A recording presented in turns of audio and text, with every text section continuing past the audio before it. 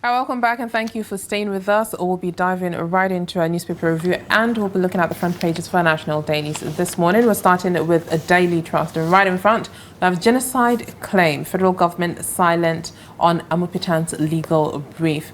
We're not aware, says Senate. That's on pages 3 and 4 of the Daily Trust. We have Anambra LP, that is the Labour Party ADC candidates reject result as Soludo re-elected. That's on page 12 of the Daily Trust newspaper. Trump threats stock market loss hits 2.8 trillion naira. That's on page 6 of the Daily Trust. Protest in Kogi community over bandits attack. That's on page 38 if you want more. Now that's all we have on the front page of the Daily Trust. Next up, let's take a look at the Guardian newspaper. The headlines, Soludo triumph in Anambra as ADC observers decry vote buying, and that's on page 6. And just underneath, we can see the analysis based on how the people of Anambra voted on Saturday, with ABGA taking leading with 422,644 votes and APC 99,445 votes. And then also the People's Democratic Party, Party 37,753 votes. And then also we have header urges Tinubu to pause 15% fuel import tariff amid hardship, and that's on page 5 of the Guardian newspaper. And court hears motion on PDP November convention today, and that's on page 3 on the Guardian newspaper if you want more on that story. IMF, Nigeria discuss reforms, new development plan. And that's also on page 3 of the Guardian newspaper. Awujale Olawumi warns against violation of traditions, customary law, and that's on page 5 of the Guardian newspaper if you want more. Agbakoba, how Nigeria can improve naira value, hedged volatility, and that's on page 4 of the Guardian newspaper. And Trump's comment threatens national unity. NSCIA demands retraction, and that's on page 6 of the Guardian newspaper. Anambra, Sirab, both party urge INEC to prosecute vote buyers, and that's on page 7 of the Guardian newspaper. And NCS records revenue surge as Port Harcourt Command earns 33 billion naira in October, and that's on page 7 of the Guardian newspaper if you want more on that story. Also, we have Nigeria losses $8 billion yearly to ideal seafarers, delayed CVFF disbursement, and that's on page 4 on the Guardian newspaper. And lastly, Nest Oil, Nikonde seek vacation of court order on OML 42 assets, and that's on page 19 of the Guardian newspaper. If you want more on the headlines, do well to grab yourself a copy and stay informed. All right, now joining us to review the front pages of our national dailies is Programs Director, Daily Trust Foundation, Dr. Theophilus Abba. Thank you for joining us this morning. Thank you for joining us. Good morning. All right, let's look at the headlines on Daily Trust. We have genocide claim, federal government silent on Amupitan's legal brief. Now, we've heard that the federal government has remained silent on a 2020 legal brief reportedly written by the chairman of the Independent National Electoral Commission, who is Professor Joas Amupitan, in which he described the Boko Haram insurgency and attacks by Fulani herdsmen as part of a coordinated Christian campaign that warranted international intervention. And now a lot are saying there are no comments from the federal government on this particular issue. What is your take on this, and what do you think might happen later on? Okay, I'm really worried, concerning the dimension that this issue of Trump CPC designation is taking, because we are emphasizing more of the religious element, rather than what I call the substance, which is the killings. If you look at even the UK, there's a report in the paper that said that UK say that warning its citizens not to travel to 21 states in Nigeria because of security risk. Then in another story in Kogi State, talking about people protesting, attacks by herdsmen.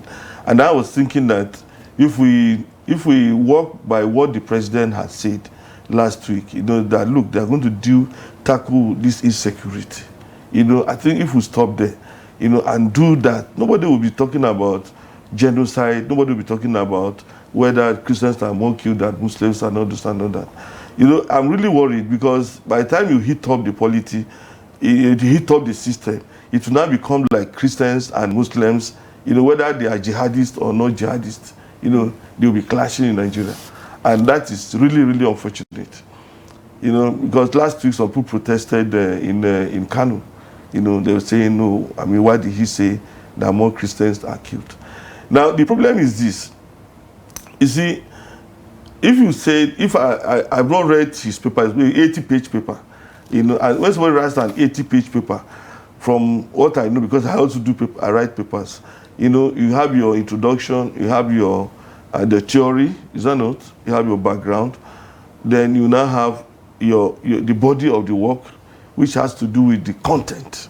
How did you generate this information? You do interviews, you do reviews of, you know, conduct surveys, do interviews, do analysis of report that has been done, even by newspapers or others.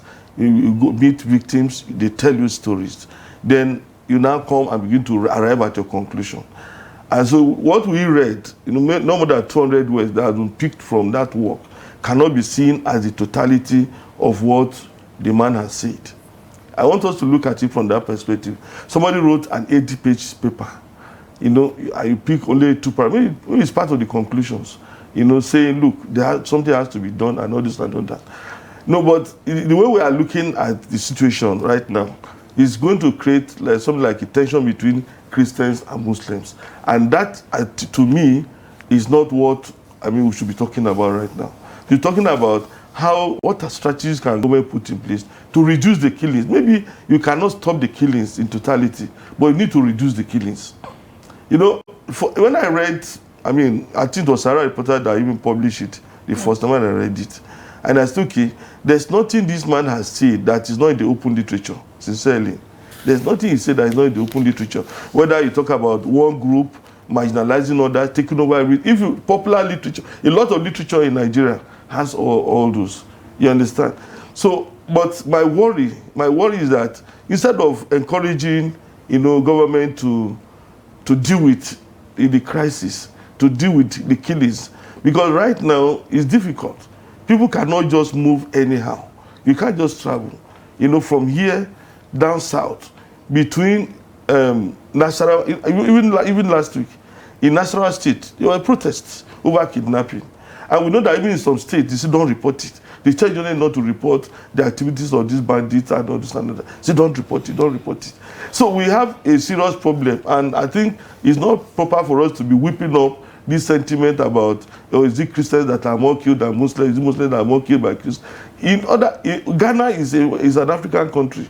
You know, Ivory Coast is closer to some of these countries where, I mean, some of this, but the killings that occur in Nigeria, it is not occurring in Ghana, it's not occurring in Ivory Coast, not occurring, even the one in Mali. We know that Mali is even very tedious because they were able to block, but the number of deaths that we're talking about is too high. And the prevalence is and I think that's what we should encourage government to do it. You know, this idea of, you know, religion every day, you know, this is a Muslim thing, this is a Christian thing, or this one is not true, this one. Every other thing that we're talking about does not take away the fact that people are being killed in Nigeria. And that's my own position. We know we've discussed this thing here again and again. I'm not saying that if you put the number, you know, some people argue about data, you know, that if you look at it, more Muslims have been killed than Christians and others. But should these killings be taking place? And with what Trump has done, is to me, of all the countries in the world, I don't know whether Trump hates Nigeria so much that he will not say, Nigeria, this is what I'm going to do. This is what, you know, do you know that even China is on that list? China is on that list. Yes. There are several other countries. I'm talking about 17 countries, you know, but the noise about that of Nigeria is so overwhelming that it's only Nigeria that has been so designated. There are other countries, you know, but simply because they were saying, oh, what, you know, the thing is about religion. In China, maybe it's about Muslims. You know, Muslims are persecuted in China. You know, there are some groups of Muslims that are persecuted regularly. This BBC has, I mean, CNN has done reports about that, and for that they are designated. You know, for Nigeria, they say it's Christians, and it's like it's only Nigeria has been mentioned in about 17 countries that have been mentioned. But we just keep talking about, oh, why did you say this? Why did you say that? Instead of us to say, okay, government, how do you deal with this situation? You go to several states. You have even areas that were looking. I think in a weekend trust, you know, there's this story that people are leaving villages in Kano because of this threat. Can you imagine? Kano, we've not had this thing in Kano for years. Yeah. Since I think it was only, I mean, the heydays of Boko Haram, when they attacked Bompai in Kano and killed. After then, Kano was no longer a threat. It was, I mean, there was more peace in Kano. And I thought we asked, what was the miracle? Now you are seeing people leaving villages in Kano because of this. And I thought that is what we should be emphasizing. Instead of bringing religious element, and then before you know it, some people start having ideas on quarrel among religious groups. Okay, let's move to Anambra State with the just concluded elections that took place on Saturday. The Labour Party and the ADC candidates are rejecting the result as Soludo has been re-elected as the governor of the state. And this has really sparked mixed reactions. What is your take on that? Well, I think the major problem with the election, from what we have read, actually, because I was not on ground, the major problem is the vote buying. Say people have been given money, you know, or maybe snacks, you know, to vote for a particular party. And well, I think we need to do a lot of education. That if you collect snack from politicians to vote for him, you're actually selling your destiny. For those of us in this country, we have seen how those who gave snacks or those who gave cash, you know, have turned around to put the resources of the state in their pockets. We have seen it, you know, and some of them are not even ashamed of it. So there is a lot of education that needs to be done. That look, as you are collecting that snack, as you are collecting whatever is given to you, you're actually selling your destiny, you know. So that is the unfortunate situation. Now, we know that the policemen were deployed. I think about 40-something thousand policemen were deployed.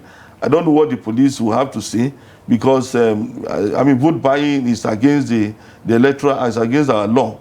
So if they saw vote buying, what did they do? You know, because most times when we discuss the failure of elections in Nigeria, we think that INEC is supposed to be blamed. It's not only INEC. You have policemen who are supposed to ensure that, you know, the tenets of the law, you know, are kept to. If you have policemen there, what did they do? If you have soldiers there, what did they do? If you have even political party, leaders, you know, because they have their agents in all the polling units. If the agents discover that the thing that they do is against the law, what exactly did they do? They have a procedure of reporting. You know, so it's quite unfortunate that we're hearing about vote buying, because I don't think Anambra is one of the poorest states in Nigeria. When we do the hierarchy of states that are really poor, I don't think Anambra features so well. So I didn't expect that in Anambra State people will be taking maybe 1,000 or 5,000, because my image of Anambra is that everybody there looks, I mean, a bit comfortable to be able to ignore 5,000 and vote, I mean, his conscience. But then if it gets to that point, then we need to do a lot of education. I need to hold the security operators accountable. You know, what exactly they do when they saw vote buying. And then they have to report it, because if vote buying was done, if people were influenced, then there has to be a report. And those who engage in vote buying should be punished. Because I think the law specifically states that vote buying is against the electoral practices in Nigeria. All right. Let's look at this before we go. Trump threat. Stock market loss hits 2.8 trillion naira. So what is your take on this? With this, how do you think this will make the market become volatile, or will it be stabilized in the long run? Okay, actually, whenever things like this happen, you know, the investors, especially those who are not Nigerians, who are investing, I mean, in Nigeria, who maybe gauge the situation as, okay, let's see what will happen. You know, because when you say that Trump threatens, you know, to attack, let me put it that way, and people say, well, I have so much money on, I mean, I bought Dangote shares, and now if this attack takes place, you know, Dangote will not be selling petroleum products. And so, I mean, I will not put more, you know, I will not buy more shares, I mean, of Dangote, I mean, of businesses in Nigeria. Right. So all things like that happen. But then I keep saying that this is not the first time that Nigeria was designated. Right. But the tension of this year is just too much. And I think after some weeks, you know, if they did see Trump's bombs in Nigeria, I think everything will normalize. Right. Yes. All right, thank you very much, Programs Director, Daily Trust Foundation, Dr. Theophilus Abba, for being here and reviewing the front page of our national dailies. Thank you for coming. Thank you, thank you. Absolutely. And now with that, we've come to the end of a Daybreak on Trust TV. Make sure you tune in tomorrow morning at 8 a.m. so you don't miss out on engaging and interesting conversations as always. I am Hawa Ademikiawa. Thank you for watching. And I am Miemuna Bagudu. For more news, do follow us on all of our social media platforms and also subscribe to our YouTube channel. Have a great day. Bye-bye.